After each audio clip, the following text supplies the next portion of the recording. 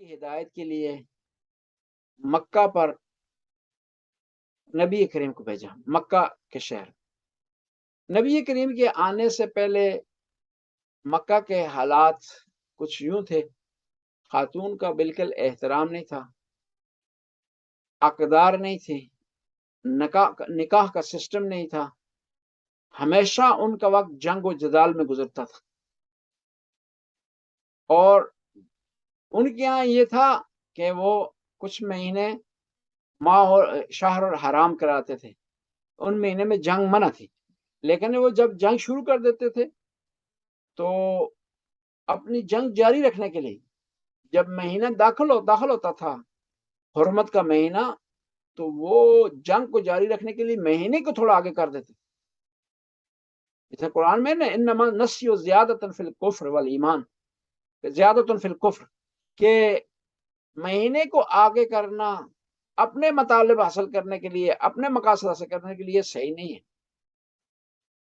اور قرآن نے کہا، اس کو حقیقت کو بیان کیا عرب کے معاشرے کی، کہ یہ عرب کے لوگ اپنی بیٹیوں کو زندہ دفن کر دیتے تھے۔ بِأَيِّ ذَنبٍ قُتِلَتْ، ایک شخص پیغمبر کی بارگاہ میں آیا، اس نے کہا کہ میں نے بہت زیادہ ظلم کیا ہے، میں نے بہت زیادہ زیادتی کی ہے۔ پیغمبر نے پوچھا کیا زیادتی کی؟ کہا ایسے ہوا کہ میری 7 بیٹیاں تھیں، سب کو میں نے زندہ دفن کر دیا ہے، اور آخری بیٹی کی داستان اس طرح بیان کرتا ہوں آپ کے سامنے۔ ہوا اس طرح کہ میں سفر پر تھا،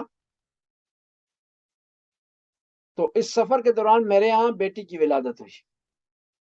سفر سے جب میں واپس آیا تو مجھے میری زوجہ نے نہیں بتایا کہ میرے ہاں بیٹی کی ولادت ہوئی ہے، مجھ سے چھپایا، یہاں تک چھپایا کہ بچی 5 یا 6 سال کی ہو گئی، اور اچانک مجھے پتا چلا کہ میری بچی ہے، اور انہوں نے چھپایا مجھ سے۔ میں اس بچی کو کسی بہانے گھر سے باہر دور صحرا میں لے گیا، اور میں نے زمین کھودنا شروع کر دی اس کو دفن کرنے کے لیے، اور جب مٹی میرے کپڑوں پر لگتی تھی تو میری بچی یہ کپڑے میرے جھاڑتی تھی، میرا خیال رکھتی، لیکن پھر بھی مجھے رحم نہ آیا۔ میں نے کیا کیا، اس کو زندہ درگور کر دیا، زمین میں سے گاڑ دیا، اور وہ روتے روتے مجھ سے کہتی تھی بابا اپنا خیال رکھنا، لیکن مجھے رحم نہیں آیا، میں نے دفنا دیا۔ تو پیغمبر نے ارشاد فرمایا، من لا یرحم لا یرحم، جو کسی پر رحم نہیں کرتا خدا اس پر رحم نہیں کرتا۔ یعنی یہ حال تھا مکہ کا جہاں نبی کریم تشریف لائے۔ خواتین کے حقوق نہیں تھے بالکل، اور جائیداد میں انہیں رائٹس نہیں دیے جاتے تھے، پیغمبر نے آ کر رائٹس مقرر کیے۔ بیٹی کو ننگ و عار سمجھا جاتا تھا، اور وہاں خدا نے پیغمبر کو بیٹی سے نوازا، یعنی معاشرے میں 100% تبدیلی ہے۔ حضرت جعفر طیار حبشہ کی طرف گئے ہجرت کر کے، اور کفار مکہ یہ مسلمانوں کا پیچھا کرتے ہوئے وہاں پہنچ گئے، اور نجاشی سے مطالبہ کیا کہ آپ ان کو پلٹا دیں۔ نجاشی نے حضرت جعفر طیار سے سوال کیا کہ کیا وجہ ہے یہ لوگ آپ کی طرف پہ ہیں، اور آپ جس کو نبی کہتے ہیں اس کا کیا اعلان ہے، اس کی تعلیمات کیا؟ تو حضرت جعفر طیار نے ارشاد فرمایا کہ ہم ناداں تھے، نہ سمجھ تھے، جاہل تھے، اس نبی نے آ کر ہمیں انسانیت کی تعلیم دی ہے، رشتہ داروں کی رسپیکٹ سکھائی ہے، بڑوں کا احترام کرنا سکھایا ہے، خواتین کا احترام کرنا سکھایا ہے، اس وجہ سے یہ لوگ ہمارے در پہ ہو گئے ہیں۔ وہاں نجاشی نے کہا کہ آپ کی نبی کی باتیں بالکل صحیح ہیں، اور آپ میرے ملک میں جہاں رہنا چاہیں رہ سکتے ہیں، اور آپ کو کوئی پریشانی نہیں ہونی چاہیے، کوئی ٹینشن آپ کو نہیں ہونی چاہیے۔ یعنی یہ تعلیمات تھی نبی کریم کی۔ اب قرآن نے کوئی خصوصیات بیان کی نبی کریم کی، ان کا تذکرہ کرتے ہیں۔ قرآن نے 5 جو ہے وہ خصوصیات اور کوالٹی بیان کی ہے نبی کریم کی، آیات قرآنی میں آئی ہیں۔ پہلی ہے کہ نبی کریم اسوہ حسنہ ہے، یعنی یہاں پر ارشاد فرمایا لقد کان لکم فی رسول اللہ اسوۃ حسنہ، کہ تمہیں اگر کوئی رول ماڈل چاہیے، بہترین رول ماڈل نبی کی ذات مبارک ہے۔ اور یہ کسی زمانے کے ساتھ مختص نہیں ہے، مکہ والوں کے ساتھ مختص نہیں ہے، مدینے والوں کے ساتھ مختص نہیں ہے، طائف والوں کے ساتھ مختص نہیں، بلکہ تمام انسانوں کے لیے اور تمام اوقات کے لیے اور ہر جگہ کے لیے نبی کریم رول ماڈل ہے۔ یعنی اگر آپ چاہتے ہیں کہ آپ کا اخلاق کس طرح ہو تو نبی کریم کو فالو کریں، آپ چاہتے ہیں کہ آپ کی عبادتیں کس طرح ہو، نبی کریم کو فالو کریں، دوسروں سے رکھ رکھاؤ کس طرح ہونا چاہیے، نبی کریم کو فالو کریں۔ اور پھر عظیم اخلاق کے مالک تھے نبی کریم۔ دوسری خصوصیت کیا ارشاد ہوتا ہے خدا تعالیٰ کا، انکا لعلی خلق عظیم، اے نبی آپ عظیم اخلاق کے مالک ہیں۔ حضرت عائشہ ام المومنین سے کسی نے سوال کیا کہ نبی کا اخلاق کیسا تھا، تو انہوں نے ارشاد فرمایا کہ تو نے قرآن نہیں پڑھا، قرآن گواہی دے رہا ہے نبی کریم کے اخلاق کے۔ اپنوں سے بھی اخلاق تھا، دشمنوں سے بھی اخلاق تھا، اپنوں سے پیار کرتے تھے، دشمنوں سے بھی پیار کرتے تھے۔ اور یہ اسلام جو پھیلا ہے آپ کے اخلاق کی وجہ سے، تلوار کی وجہ سے، سختی کی وجہ سے نہیں پھیلا۔ اور پھر ایک اور خصوصیت نبی کریم کی وجہ تھی کہ آپ رحمت تھے، وما ارسلناک الا رحمت للعالمین، صرف مسلمانوں کے لیے رحمت نہیں ہے، صرف خاص مکتب کے لیے، صرف خاص مکہ والوں کے لیے، صرف خاص مدینے والوں کے لیے جو ہے وہ نہیں تھی رحمت، بلکہ عالمین کے لیے رحمت ہیں نبی کریم۔ اب نبی کریم کی رحمت کا کیا مطلب ہے؟ یعنی نبی کریم اس دنیا میں بھی رحمت ہے، آخرت میں بھی رحمت ہے، قبر میں بھی رحمت ہے، شفاعت کے میدان پہ بھی رحمت ہے۔ بس جو ہے وہ جب ہم اس نبی کو مانتے ہیں جو رحمت ہیں، ہمارے کردار میں بھی رحمت کی جھلک ہونی چاہیے، ہمارے عمل میں بھی رحمت کی جھلک ہونی چاہیے۔ اور جب ہم نے اپنے آپ کو کہہ رہے ہیں نبی کریم کو ماننے والے ہیں، پھر سختی اور تشدد نہیں ہونا چاہیے ہم میں، ہماری پہچان پیار و محبت کی ہونی چاہیے، ہماری پہچان دوسروں سے اچھے رکھ رکھاؤ کے حوالے سے ہونی چاہیے۔ افسوس سے کہنا پڑتا ہے ہم اپنے آپ کو نبی رحمت کا ماننے والا کہتے ہیں، اور پھر جو تنظیمیں ہم نے بنائی ہیں ان کا نام بھی لبیک یا رسول اللہ، لیکن جب میدان میں اترتے ہیں ہمارے کردار سے، ہمارے عمل سے پتہ نہیں چلتا کہ ہم نبی رحمت کے ماننے والے ہیں۔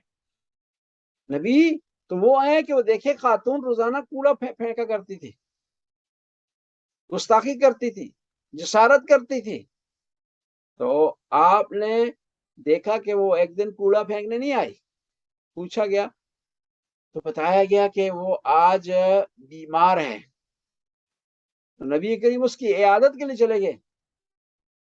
ایک شخص جاہل بدو آیا مدینے کے باہر سے، آتے ہی اس نے نبی کریم کے گلے میں کپڑا ڈالا اور کھینچا، جس سے آپ کا چہرہ مبارک سرخ ہو گیا، اور کہا کہ محمد جو تیرے پاس ہے اس میرا حصہ کر۔ صحابہ کرام حضرت عمر، حضرت علی السلام اور اسی طرح دوسرے صحابہ موجود تھے اور منتظر تھے نبی کریم کے اشارے کے، نبی کریم نے ان کو روک دیا اور پھر اس کو عطا کیا۔ حالانکہ نبی کریم چاہتے تو وہاں اس کو سزا دے سکتے تھے، لیکن پیار و محبت سے نبی کریم پیش آ رہے ہیں۔ ایک اور خصوصیت نبی کریم کی تھی، وہ بات کرتے نہیں تھے جس پر خود عمل نہ کریں۔ ایک خاتون آئی نبی کریم کے پاس، کہا کہ میرا بیٹا کھجوریں بہت کھاتا ہے، آپ اسے منع فرمائیں۔ فرمایا کہ اسے لے جاؤ، کل لے آنا۔ تو اس خاتون نے سوال کیا کہ کل کیوں، آج کیوں نہیں؟ فرمایا کیونکہ آج میں نے خود کھجوریں کھائی ہیں، میں نہیں چاہتا اس چیز سے کسی کو منع کروں جو خود میں عمل نہیں کر رہا۔ کل میں کوشش کروں گا کھجوریں نہ کھاؤں، اور بچے کو لے آنا، پھر میں منع کروں گا کہ کھجوریں نہ کھائے تاکہ اس کی صحت متاثر نہ ہو ان کھجوروں سے۔ نبی کریم کی خصوصیات میں سے ایک خصوصیت اور یہ تھی کہ آپ جس مشن پر تھے اس پر قائم و دائم تھے، اس پر ڈٹے ہوئے تھے، اس سے متعلق آپ میں قاطعیت پائی جاتی تھی۔ کیا ہوا؟ اس طرح ہوا کہ جب کفار مکہ آپ کی تعلیمات کا مقابلہ نہ کر سکے، آپ کے سوالوں کا جواب نہ دے سکے، اس کا توڑ پیش نہ کر سکے. تو کیا ہوا؟ کفار مکہ نے کیا کیا؟ حضرت ابو طالب کے پاس آئے، آ کر کہا کہ یا آپ اپنے بھتیجے کو کہیں کہ وہ ہماری تعلیمات کے خلاف بولنا چھوڑ دیں، ہمارے بتوں کی توہین کرنا چھوڑ دیں. یہ اگر چاہتے ہیں تو ہم ان کو دولت دیتے ہیں، مال دیتے ہیں، اشرفیوں سے ان کا گھر بار دیتے ہیں. یہ اگر چاہتے ہیں تو بہترین خاندان سے ان کا رشتہ کرواتے ہیں ہم، اور اگر یہ لیڈرشپ انہیں چاہیے تو ہم مکہ کا سردار انہیں بنا دیتے ہیں. لیکن یہ کہنا چھوڑ دیں کہ بت قابل پرستش نہیں ہے. آپ چچا تھے حضرت ابو طالب، تو انہوں نے کہا کہ آج قریش آئے تھے بیٹا، اور انہوں نے آ کر اس قسم کی پیشکش کی ہے. تو نبی کریم نے ارشاد فرمایا کہ اگر یہ مکہ والے میرے دائیں ہاتھ میں سورج لا کر چھوڑ دیں اور میرے بائیں ہاتھ میں چاند دے دیں اور مجھ سے کہیں کہ میں تعلیمات الہی سے باز رہوں، تو میں ایسا نہیں کروں گا. یعنی یہ پیغمبر صلی اللہ علیہ وسلم کی کیا ہے؟ اٹل فیصلہ اور اپنے مشن پر قائم ہے. اور لوگوں کی ہدایت کے لیے نبی کریم نے اتنی سختیاں برداشت کی، ہجرت کی، اور جب بھی مکہ کا نام آتا رونا شروع کر دیتے. وطن سے پیار تھا لیکن خدا کے راستے میں ہجرت کی، خدا کے راستے میں چچا کو قربان کر دیا، خدا کے راستے میں آپ کے دندان مبارک شہید ہوئے، لیکن جس مشن پر قائم تھے اس پر اٹل رہے اور اس پر قائم و دائم رہے. دشمن کے مقابلے میں سخت ہے، اور اپنے دوستوں کے درمیان پیار و محبت سے رہتے تھے. قرآن نے بڑے پیارے الفاظ میں ذکر کیا، محمد الرسول اللہ والذین معه اشد علی الکفار ورحماء بینہم، کہ اللہ کے رسول محمد اور ان کے ساتھی کیا ہے؟ آپس میں ایک دوسرے سے پیار محبت کرتے ہیں اور دشمن کے لیے سخت ہیں.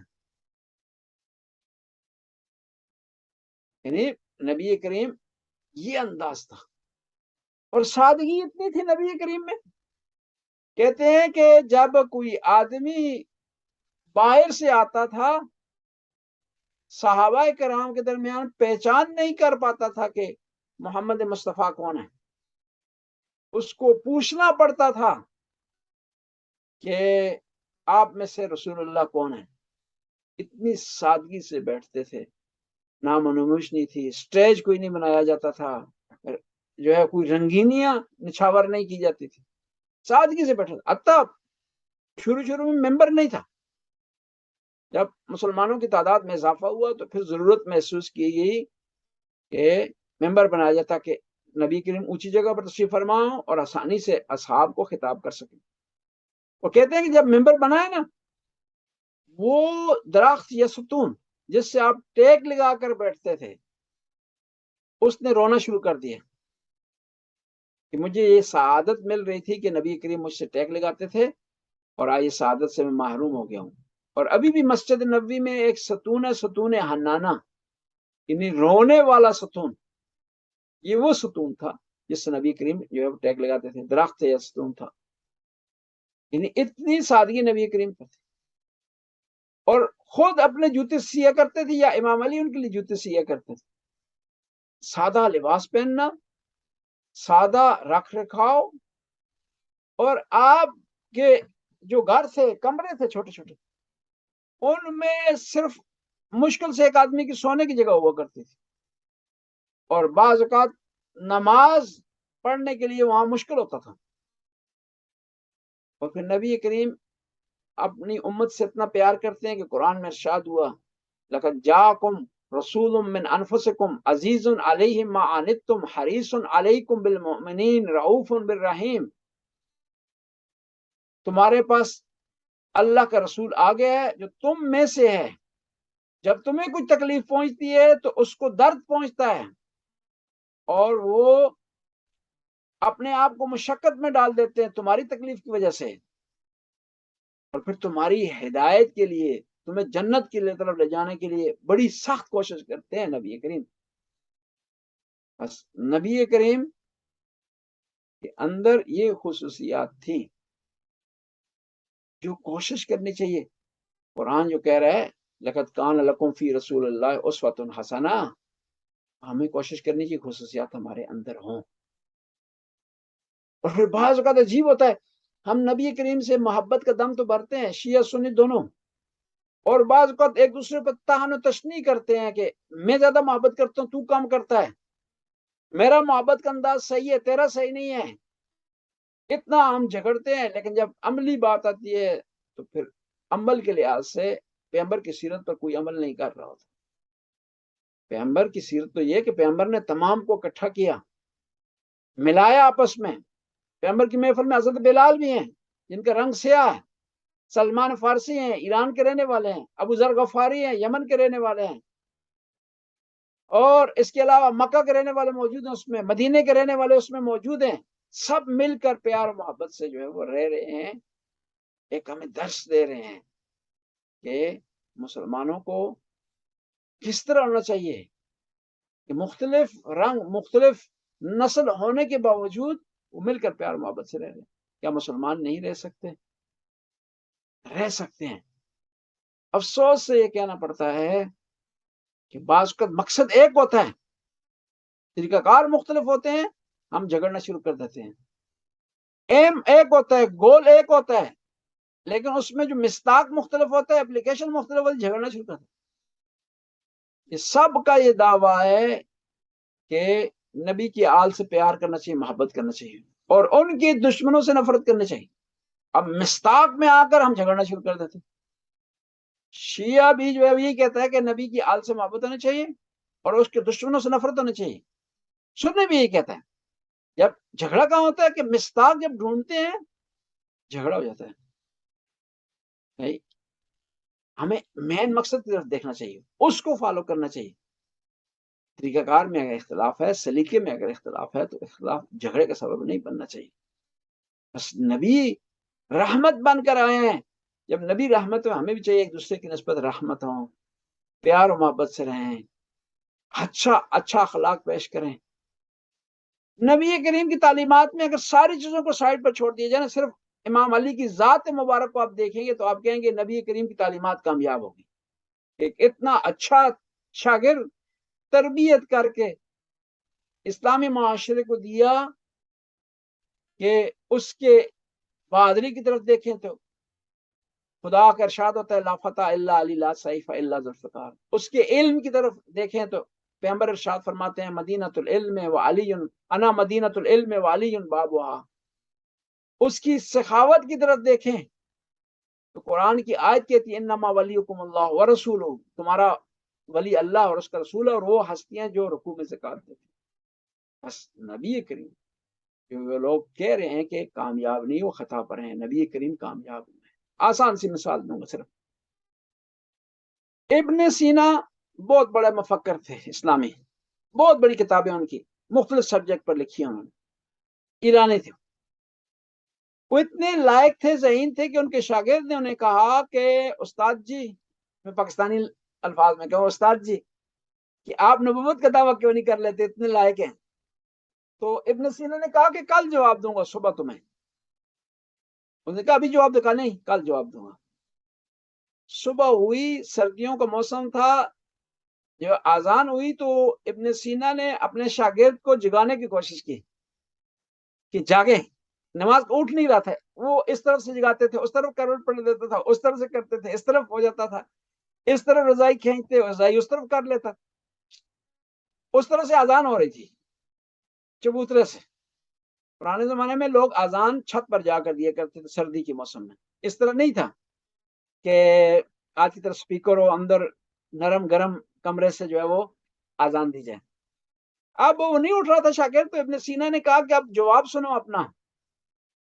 جواب یہ ہے کہ نبی اسے کہتے ہیں 1400 سال پہلے اس نے حکم دیا ہے صبح اٹھنے کا، تو لوگ آج بھی اٹھ رہے ہیں. دیکھیں یہ مؤذن اٹھ گیا ہے، اس نے اذان دی ہے. میں کہاں نبوت کا دعویٰ کر سکتا ہوں؟ 1400 سال تو دور کی بات ہے. میرا شاگرد جو میرے بغل میں سویا ہوا ہے وہ میرا کہنا نہیں مان رہا اور اٹھ نہیں رہا. بس نبی کریم کی جو تعلیمات ہیں وہ کامیاب ہوئی ہیں. اب ہمارا ٹائم جو ہے اس سیشن کا مکمل ہونے والا ہے. دوبارہ ہم جو ہے وہ آتے ہیں اور پھر سوال جواب کا سلسلہ انشاءاللہ آگے بڑھائیں گے. ابھی ہم اس کو اینڈ کرتے ہیں, دوبارہ انٹر ہوتے ہیں.